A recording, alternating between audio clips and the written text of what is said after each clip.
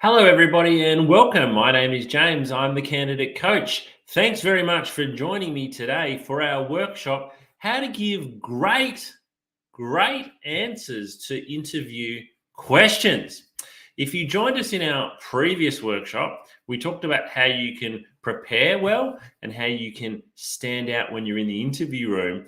But we didn't go into how to actually give great answers to interview questions because, as you'll learn throughout the workshop today, there's a fair amount of preparation that's required in understanding how to give a great answer to an interview question.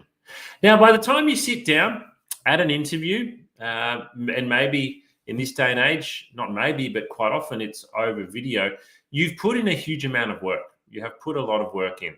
If you go back to the start of the journey, you've started looking for work. You've spent a lot of time on the job boards. You've hopefully been tailoring each resume and each cover letter that you've been sending in. And you've likely done that a large number of times. You've probably had a number of phone interviews. You might have had to complete some assessments. You've then been invited in for the interview. You've got ready for the interview. And now you are sitting down at interview and you are preparing to be asked some interview questions. Now, a lot of the time up until this particular point, you've done a lot of work. You've spent hours on that resume, maybe days, maybe your resume's evolved over the years. You spent a lot of time working on it. Likewise with your cover letter. Likewise with all those other things you've prepared before the interview, like your clothing and where you're going to park and, reminding yourself that you need to smile and have a firm handshake. So when it comes, though, to actually opening your mouth and starting to speak, a lot of candidates kind of don't know how to give great answers, or they've done so much preparation that they've either forgotten to prepare great answers, or you just simply don't know how to. You just simply don't know how to give great answers. Now, it's very likely you've been in a job interview before, but also you might be preparing to go for roles for the very first time. So today, in our workshop together, we are going to hopefully give you the opportunity to learn how to give great answers to interview questions. But before we begin, just a little bit of workshop housekeeping. We are live today, so if I do drop out for any reason, please stay on the line and just wait for me to rejoin. Ask lots of questions. Use the comments box. I can already see some questions that are coming through at the moment. For an interview question, someone's written, what is the difference between good and great customer service for a tech support role? That's a great question. I'll come back and answer that one towards the end of the session. But continue to ask questions in the comments box wherever you're watching. Take lots of notes. And a replay of today's workshop will be available on our YouTube channel. So if you want to hear something again today, if you want to go through something again, you can watch it on our YouTube channel. Just simply search for The Candidate Coach. A little bit about me. Who am I as your presenter? Well, as I said before, my name's James Whitcomb. I'm a director at a recruitment agency called Smart Recruitment, and I've been at Smart since 2005. So I've spent 16 and a half years in recruitment. Now, over that time, I've conducted approximately, but this is probably an underestimation if I'm honest, over 3,000 interviews and over 600 group assessments. So I've sat there with over 3,000 candidates, and when you go into group assessments, it's probably a similar number again. And I've heard some wonderful answers. I've heard some wonderful answers to interview questions. I've heard some absolutely shocking answers to interview questions as well. But one thing that is very clear to me is that a well-organized candidate who has thought through and pre-prepared answers and has examples ready always stands out at an interview. I've placed over 1,000 people into jobs, and I launched the Candidate Coach, the platform that we're meeting on now, in December 2019. Now, today, if I do look at times like I'm looking over here, that's because that's where my presentation screen is, and so I can keep up with my slides. So I apologize if I'm not always looking down the barrel of my camera to you. Now, our previous workshop to this, some of you attended it, some of you have never heard of it, but I want to share with you our previous workshop, which was how to prepare and perform well at interview. If you'd like to watch the replay, take a screenshot of that now. It's on our YouTube channel. I've shrunk the YouTube link down to a bit.ly link. So it's bit.ly/interview tips 2020-22. and I think it is case sensitive. So that workshop, it is important to really watch it probably before this workshop. You are still going to get a lot out of today's workshop, but if you didn't see this workshop, I'd really encourage you to take the time and go and do it, because we talk about all the things that you need to do well in the lead up to being asked these interview questions. Alrighty, I've got a question for you. Type this in wherever you're watching today, whether you're watching on one of our partner sites or on our LinkedIn, our Facebook, our Twitter page. Type in for me here. What do you think is the most common interview question in the world? What actually is it? There are hundreds of thousands of different interview questions, but there is one particular question. There is one particular question that is really common. It is the most common. I start every single one of my interviews with this. There's a hint. I start every single one of my interviews with this question, whether it's a phone interview, whether it's a face-to-face interview, whether it's a computer interview, and somebody's got it right in the chat already. The most common interview question in the world is, tell me a little bit about yourself. Tell me a little bit about yourself. Now, it sounds like a really friendly question, doesn't it? Tell me a little bit about yourself. Hey, this should be easy, but don't drop your guard here. While it is a very friendly and it isn't, what sounds like an easy question, the moment you start answering this question, the recruiter begins to assess you. The recruiter begins to assess you and says, okay, I'm hearing this person speak for the first time. I'm hearing them communicate with me for the first time. They're getting a sense of your tone, of your voice, of your mood, of your attitude, of your enthusiasm. They're getting a sense of your level of preparedness for this situation as well. So, as I said, when I phone someone, I say, hey, thanks for applying for the job. Have you got 10 minutes for a chat? They normally say yes. I say, well, just to begin, tell me a little bit about yourself. And so if we can give a really good answer to this question, we are creating a great first impression. And if we create a great first impression, if we're up here, it is much easier to stay up here as the interview progresses. But if our answer to tell me a bit about yourself is pretty average, then we start down here and it's much harder to get back up there. So I want you to do the following for me. I want you to grab a pen and paper. Wherever you are watching this today, grab a pen and paper or get out a notepad on your device or open up another screen, because I want you to write down the following. I want you to write down, first of all, one. So write down what's on the screen there. Don't actually answer these, or you can write your name. I'm sure that won't be too much of a challenge. 1, name. 2, overview of your work history. Write down overview of your work history. 3, your top 3 skills. So again, don't write your skills here. Just write what you're seeing on the screen. And 4, the type of work you are looking for. Now, feel free again to type your answer in here. Who knows what I'm actually asking you to do here? Who knows what's going to happen when we answer these questions? Are you aware of what I'm asking you to do here? Because what we're going to do is we're going to create something here. We're going to create something that is going to be extremely useful for you if you are looking for work. We are going to create an elevator pitch. So an elevator pitch is a brief but persuasive speech. After today, I'd really encourage you to go away and Google elevator pitch. You will learn that there's lots of different types of elevator pitches. But an elevator pitch is extremely handy when looking for work. Why? Because the most common interview question in the world is tell me a little bit about yourself. A great answer to this question is your elevator pitch. So let's walk through it. So again, we've got to go with our name. So that's straightforward. You should all know your name. We're going to talk about an overview of our work history. Now, it's important to remember here that we don't want our elevator pitch to be too long. It's called an elevator pitch because it should take the time that you ride in an elevator with someone to be able to deliver it. So let's imagine that situation. Let's imagine you've got an interview tomorrow on the 35th floor of a building in the city. When you get to the building and you walk in and you press the button, the elevator doors open, you walk in and you press 35. But before the elevator doors close, somebody walks in behind you and guess what? It's the person that you're actually going to meet on the 35th floor. They introduce themselves and they say to you, hey, while we're going up in the elevator, why don't you tell me a bit about yourself? So you've kind of got that 30 to 60 or 90 seconds to tell them a little bit about yourself. But what you're actually really wanting to do here is to impress them. So you want to tell them a bit about yourself and you also want to impress them. So with the overview of our work history, it's got to be an overview. It's like 1 or 2 sentences. And your overview of your work history might highlight factors depending on what job you're going for. We then have our top 3 skills. Now, this is really important. With your top 3 skills, you need to choose tangible skills. You need to choose hard skills here. What tends to happen is a lot of people say, oh, I'm a hard worker, I'm a team player, and I'm a good communicator.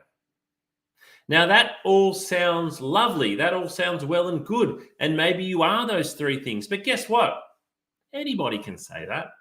And guess what? I really can't measure them. And guess what? They kind of don't mean a lot. So with your top 3 skills, at least 2 of them, I want to be hard skills. I want them to be technical skills. What do I mean by that? Well, let's say, for example, if you're going for an accounting job, I would list one of your skills as being up to date with the latest MYOB accounting software. That is a very specific technical skill to your job. If you are going for a sales role, you might say one of my sales skills is I'd never miss a target, and last year I exceeded my target by 20%. So list something that's a skill or an achievement, but put some tangibility around it. One of those things can be a soft skill, like being a good listener, being a good public speaker, but 2 of them need to be hard skills. And what type of work are you looking for? So here we can be quite specific, can't we? We can say, well, at the moment, I'm looking for an assistant accounting role with a Big 4 bank. Be quite specific here. So take a screenshot of that because we're about to move on. And I'm going to show you one that I've prepared earlier. So this would be my elevator pitch. So how would I answer the questions? Hi, my name's James Whitcomb. For 15 years, I've worked in recruitment, beginning as a recruitment consultant before progressing onto management and then onto being a director, my current position. My top skills would include interviewing candidates in a way that uncovers their true motivation, public speaking and presenting, as well as coaching and training candidates to ensure they are giving themselves the best chance of landing a job. I'm currently looking for a new role where I can focus more of my time on training and assisting candidates as opposed to being a recruiter. So that would be my elevator pitch if I was looking for work. Now, hopefully, what you've noticed there is that you feel like you might know quite a lot about me. You know, I went through that in about 45 seconds, but I've told you quite a bit about my background, my skills, and what I'm looking for. Don't be intimidated by this elevator pitch of mine. Don't be intimidated by it. As it says in my elevator pitch, I've been working in recruitment for 15 years, so I should be able to give, and I can give, a good elevator pitch. So my job for you is I want you to go away and create your elevator pitch. I've given you the outline. Go away and create your elevator pitch. I then want you to rewrite it several times until it's perfect. So write down your skills and expand on them. Write down the overview of your work history. And then maybe rewrite it a couple of times so you've got to a point where you're like, this is really good. I'm really, really happy with this. I actually don't think my elevator pitch can get any better than this. And then I want you to print it out. I want you to stick a copy on your fridge at home. I want you to have a copy on the kitchen bench. I want you to have a copy in your handbag. I want you to have saved a copy in your phone. The reason being is if a recruiter calls you and says, hey, I'm calling about the job, tell me a bit about yourself, you're going to go, oh, and you think, that's my elevator pitch. What is it? But if it's just in front of you on the table or it's on the fridge or you can look at it on your phone, it will come back to you. Your brain freeze will hopefully not be too debilitating. And finally, we want to use it. We are creating an elevator pitch here because we want to use it. Now, importantly, you might be going at the moment for 2 different types of jobs. You might be saying, hey, I'm looking for retail work, but I'm also really happy to work in office administration. Now, a bit like your resume and your cover letter, your elevator pitch should be a little bit different. Should be a little bit different for, well, not a little bit different, but quite different for each job. Because if you're going for a customer service role, you want to talk about your skills for customer service, not your administration skills, and vice versa. Alrighty, so let's get stuck into some more content. So how to stand out at interview. There's one rule, and if you're in my workshop yesterday, you would have learnt this. There is one rule. Preparation is key. Preparation is key, particularly when it comes to giving really great answers. You can't give a great answer if you haven't practiced it before, or if you don't know how to create a great answer. And a candidate who answers questions confidently gives the interviewer a great sense that they are a top performer. So have a think about it. If somebody answers questions confidently, if they're looking you in the eye, if they're giving good detail and they seem organized and confident, makes you feel like they can do the job well. Whereas if someone's not too sure and, they're looking at their fingers, they're mumbling a bit, they're looking around and, that's a really good question. Look, I can really give good customer service. No. Now, that second candidate might be better at the job, but if they don't give good answers, they're going to give the impression that they're not good at the job. Alrighty, we've got two types of interview questions. There are two main types of interview questions, and we're going to look at how we can give good answers today to both of them. The first one is behavioral questions, and the second one is technical questions. Now, what I'm going to tell you today is pretty straightforward. It is pretty straightforward in terms of these two types of questions.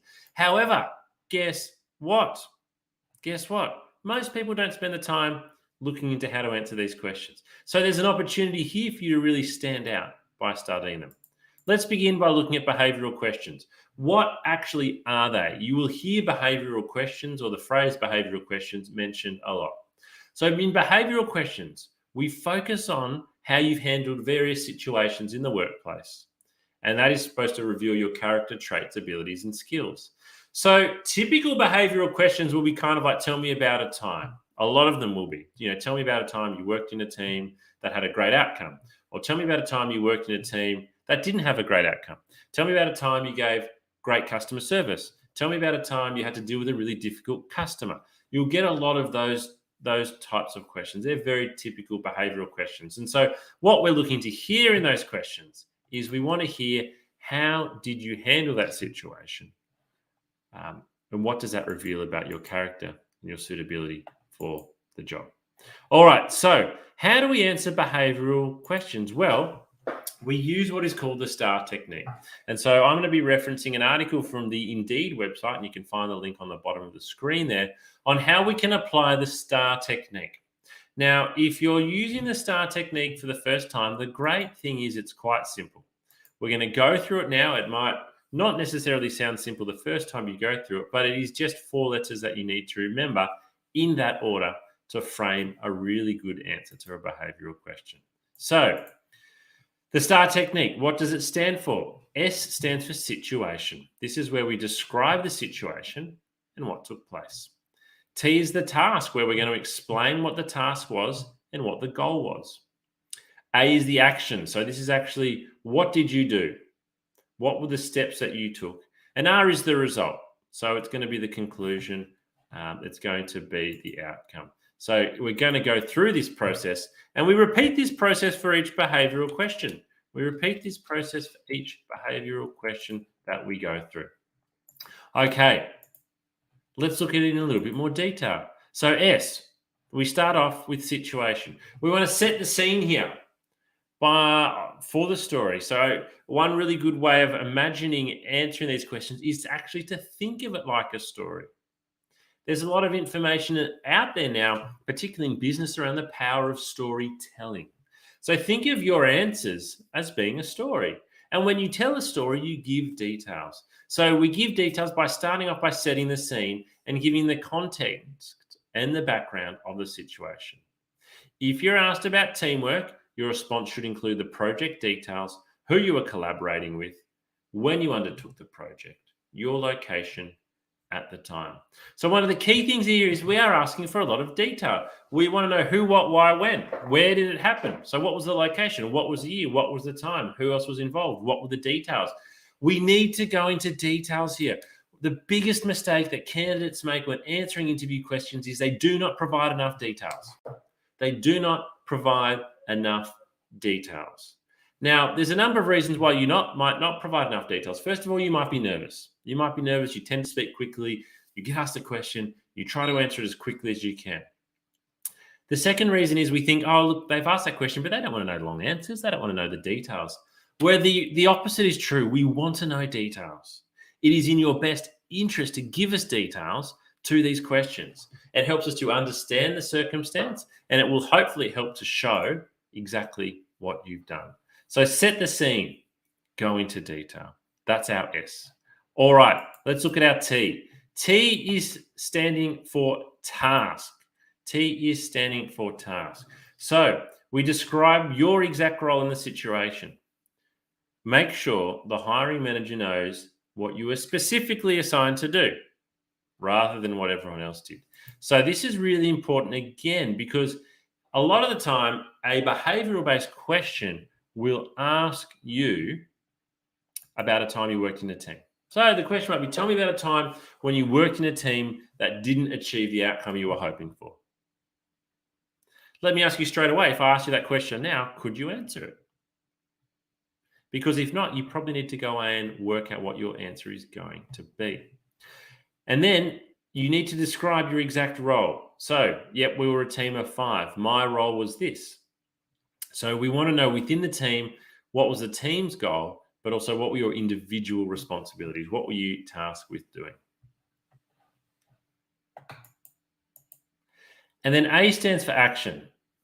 And as it says here, this is probably the most important part of the story. So S and T, we're setting the scene. What's the situation? What's the task? A is actually, what did you do?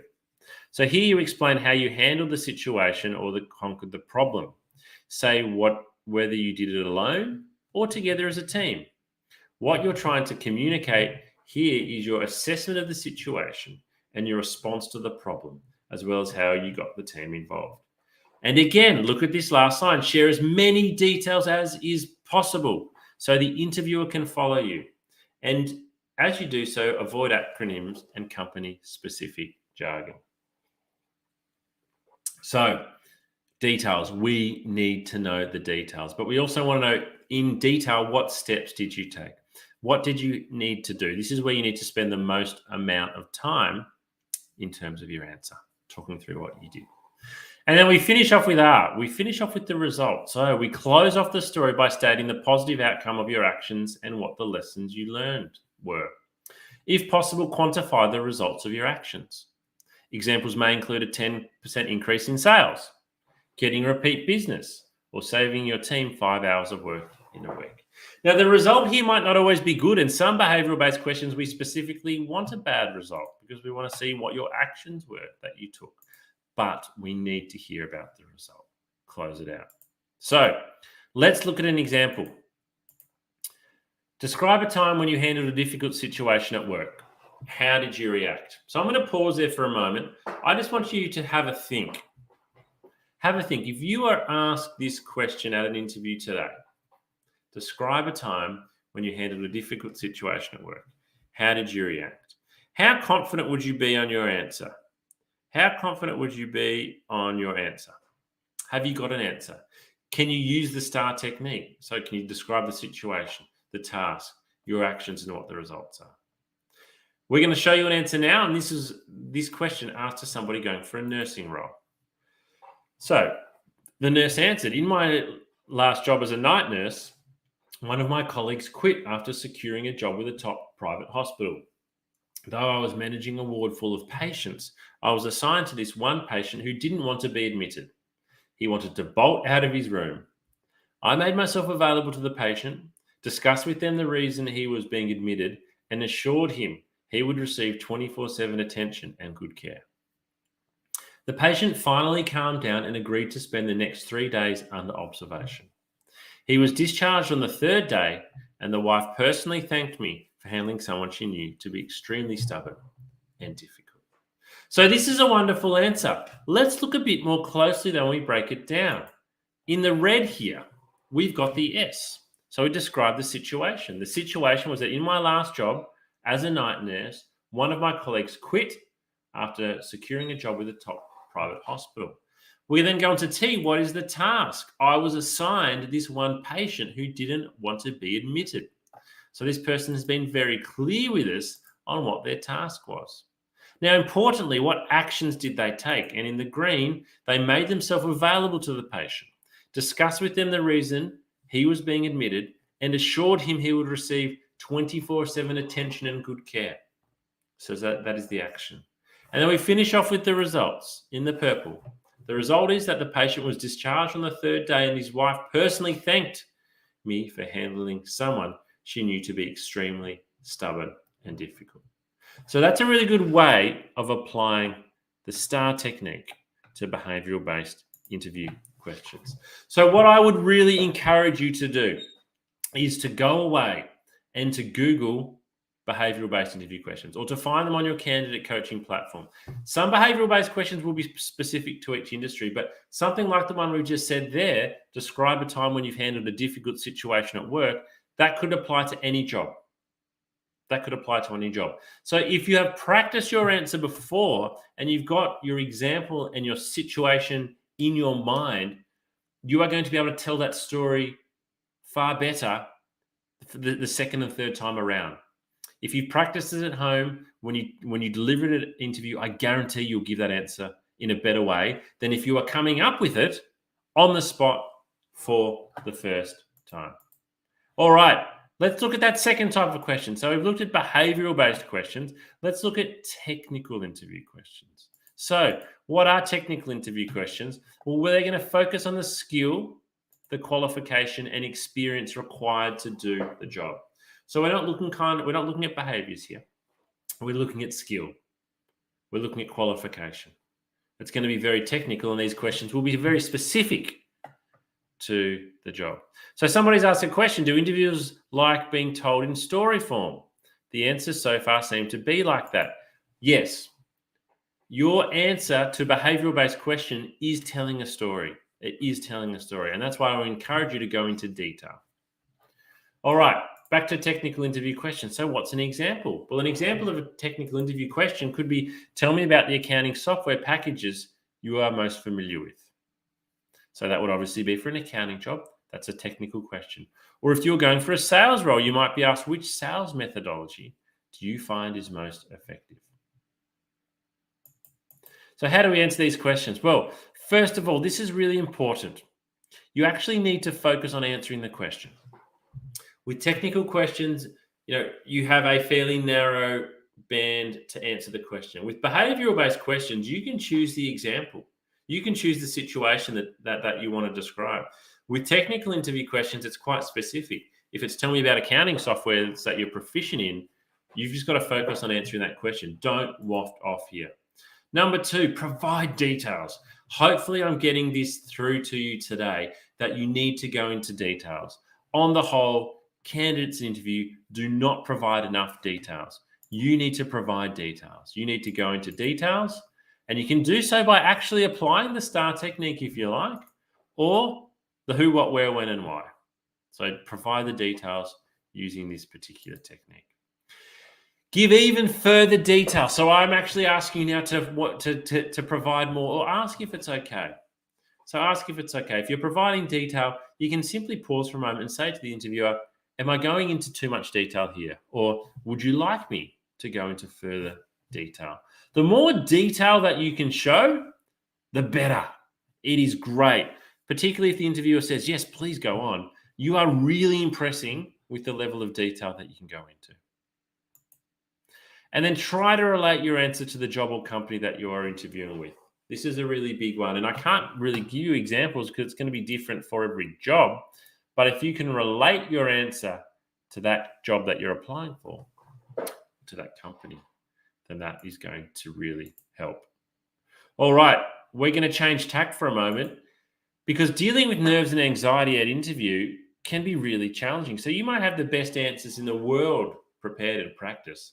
But if you are somebody that struggles with nerves, if you are somebody that struggles with anxiety, it can really hurt you. So we're going to share a small video with you now on how you can deal with overcoming nerves and anxiety at job interview.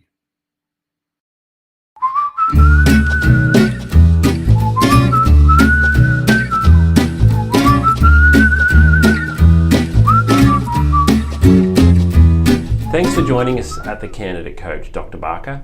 Tell us a bit about your background and the type of work you do. I am Dr. Sarah Barker. I'm a clinical psychologist. I've worked in workplace mental health with Black Dog Institute for the past 7 years.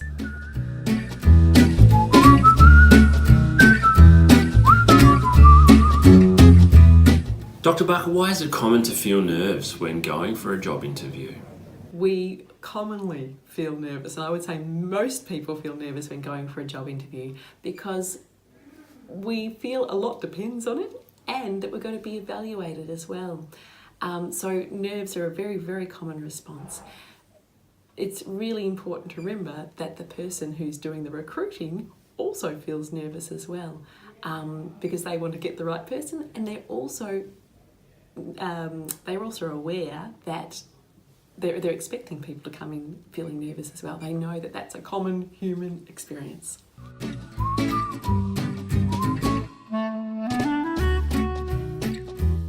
What can we do before the interview to help best prepare so that we're not overcome by feelings of nerves and anxiety? To best prepare ourselves to avoid some of those feelings of anxiety and nerves before an interview, firstly is to accept, I think, that they're going to be there. And actually, a few nerves are actually helpful. They help us give our best performance, give our best answers, think the best on the spot. So accepting that there's going to be a level of nerves is okay. But I think also probably an hour beforehand or the morning before the interview, really practicing some breathing strategies, whichever is your favourite breathing strategy, to calm those nerves down, calm the system down, calm the breath down, and allow your body to relax as much as it can into the interview. I also think preparing answers and having a practice in front of the mirror of some likely answers that are going to be, or likely responses to questions that are going to be asked, can be very, very reassuring, because often the questions we predict are there. And even on the internet, there are usually lots of questions for any job that are typical questions that you can then prepare a brief response reflecting on your experience beforehand. So it's not such a test in the moment then, because you've got some preparation behind you. The other thing I think too is reminding yourself, I've got this far and this is a good thing. And they're interested in getting to know me. I'm also interested in getting to know them, and concentrate on the relationship too and enjoy the relationship as much as you can. They're usually going to try and put you at ease so that they can see how you respond as well.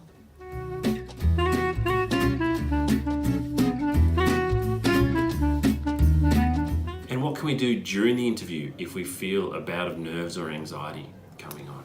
It's very common for us to suddenly feel overwhelmed in the moment in an interview. If that happens, take some deep breaths. It's okay to buy some time. It's okay. And also, when we take deep breaths in an interview, it's only usually us that notice. Okay, so taking some deep breaths can really be helpful. And even saying to the interviewer, could I just take a moment here just to pause and gather my thoughts, and then just breathe. Okay, and then when you're ready, come back and say, I'm ready to continue on. And that's a fine way to manage nerves during an interview.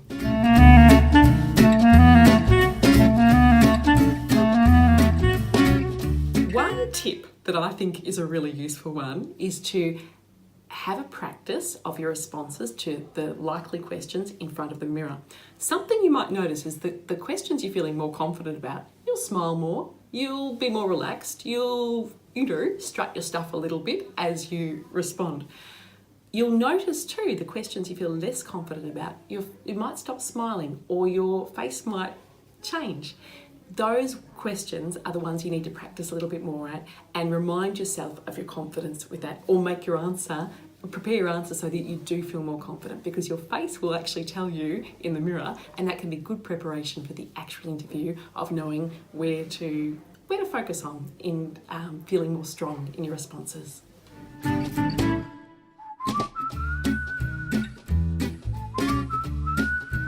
In summary, nerves and anxiety for interviews can be partially managed and avoided by preparing beforehand, using our breathing exercises and techniques to reduce stress so we're going in feeling calmer, and also during the interview by practicing those same skills. Often when we're nervous, we stop breathing or we breathe very shallowly. So if we start noticing ourselves doing that, really being conscious of our breath and paying attention to it and allowing that to carry us through.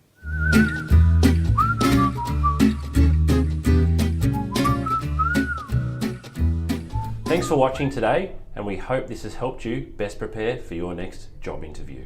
Good luck.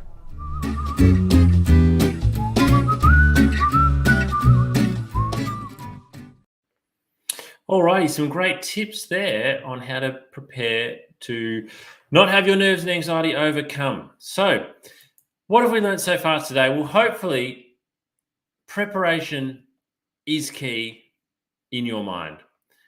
If you don't prepare for the interview, then you're not going to do very well. But the great thing is, everybody can prepare. Everybody's on the same playing field, on an even playing field when it comes to preparing for interview, in particular when it comes to preparing to give great answers. You can do the preparation.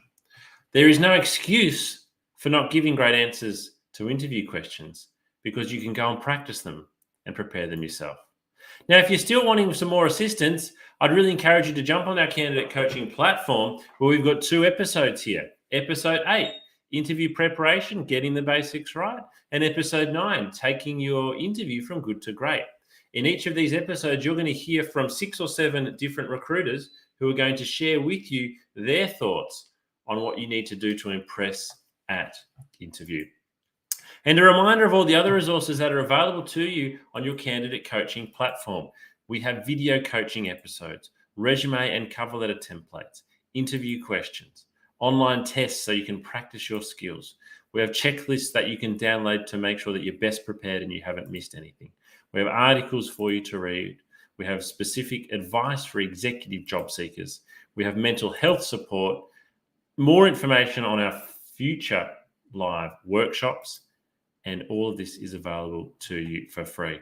So just a word on our upcoming workshops. We run 2 workshops every single week.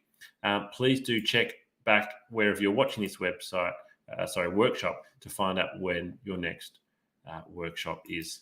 Now, if I could ask one thing from you, it would be to please take 2 minutes to complete our survey. We have a 2-minute survey, where we ask you what your thoughts were on today's workshop. We would like to know what benefit you got out of it. And importantly, in that survey, which is only 5 or 6 questions, we actually ask you, what else would you like us to provide workshops on? So please do take 2 minutes before you log off today.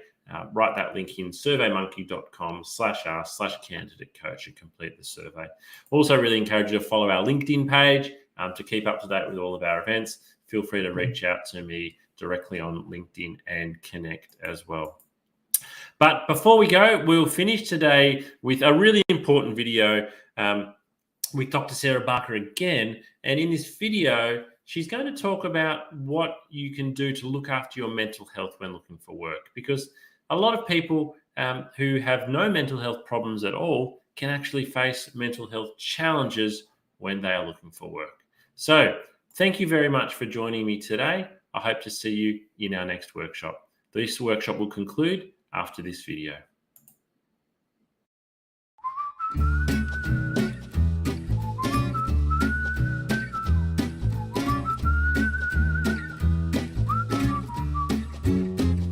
If you're not feeling terrific at the moment and you feel like your mental well-being has taken a little bit of a dip, please remember this is not going to last forever. There's lots you can do to manage your mental health and get back on top of it.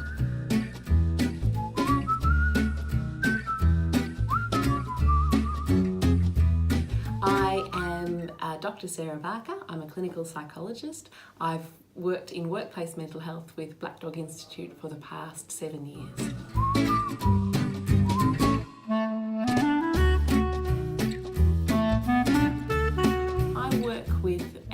Lot of adults and young people, mainly with anxiety, depression, trauma as well. a range of issues, and many who are looking for work and undergoing that process of trying to find employment.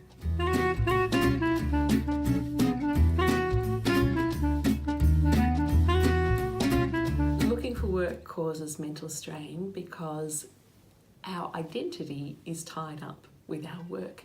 Work gives us meaning, it gives us purpose, it gives us company and connection. So it's stressful for lots of reasons, looking for work, and it can take a toll on our mental health.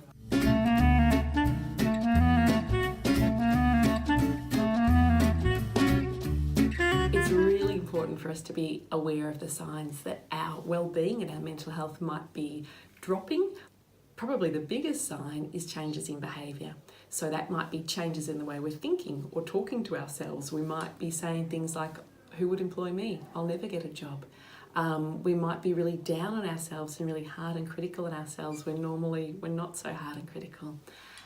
We might also, in our relationships, change our behaviour. We might be more snappy or more irritable with people that we love, that normally we might be a little bit irritable sometimes, but not irritable in that way. Losing interest in things that usually sparked us and ignited us and gave us joy. So perhaps usually we like walking the dog and suddenly we start thinking, I can't be bothered walking the dog today. That sort of thing, those changes in behaviour are really significant because they tell us that something's different, and if we're noticing, I suppose, more than one of those and it's affecting the way we feel, and this is over a period of say 2 weeks or longer, then it's a really good idea to have a chat to a GP that you trust, and find out what might be going on, have a discussion and see if there's any physical reasons for that, or if perhaps your mental health and wellbeing might be able to do with a little bit of extra support, and then the GP can refer you on to see a psychologist, a counsellor, whoever is most appropriate for you.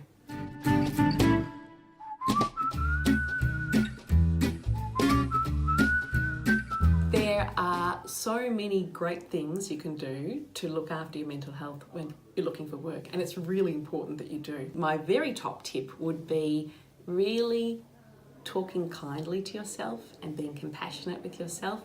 I think when we're looking for work, we can have a lot more questions like, will I ever get a job? Will I ever be employed? It can feel like this could go on forever. So being kind to ourselves and saying things like, it will work out. There will be a day, my efforts will be rewarded. It will just take time. I just need to keep trying. Reminding yourself of your strengths. And that might even be tapping into people you love and asking them what your strengths are, because sometimes it's harder to find them when our mood's a bit low and we're feeling more worried. We can be harder on ourselves. I think that routine is really, really important to our well-being. When we're looking for work, we mightn't have such a regular routine because there mightn't be a 9 to 5 start and finish time for a job, or there isn't.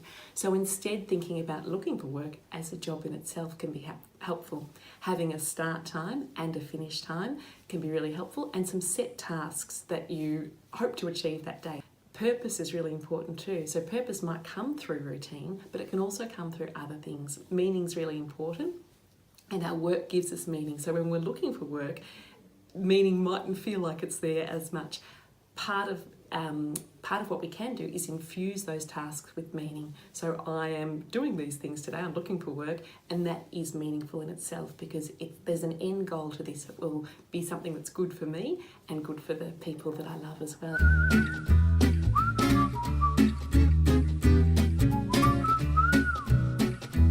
Some excellent resources for looking after wellbeing when looking for work are the Headgear app. The Headgear app is free, it's evidence-based, it's developed by Black Dog Institute, and it is fun to use.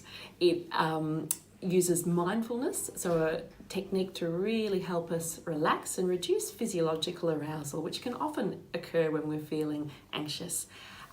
It's got a 30-day challenge, which is just short, bite-sized little challenges to extend your well-being and grow your well-being, and that can be really extra important when we're looking for work.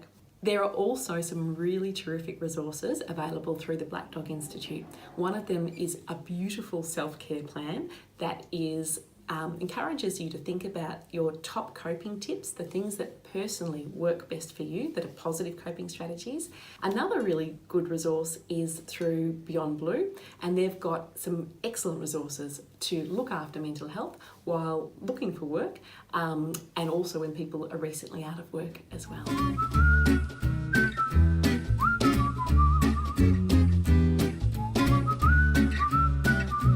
Probably time to seek professional assistance when you notice your mood is lower and you're feeling more down than usual, when you're worrying more and perhaps worrying excessively about things that you wouldn't normally worry about, and perhaps in your relationships too, when you're more tense with people and perhaps more snappy or irritable. All of these are signs that perhaps our mood is not in the greatest space, and our well-being is not in the greatest space, and that it can be a great idea then to chat to your GP, who can then refer you to an appropriate person to help you strengthen your well-being.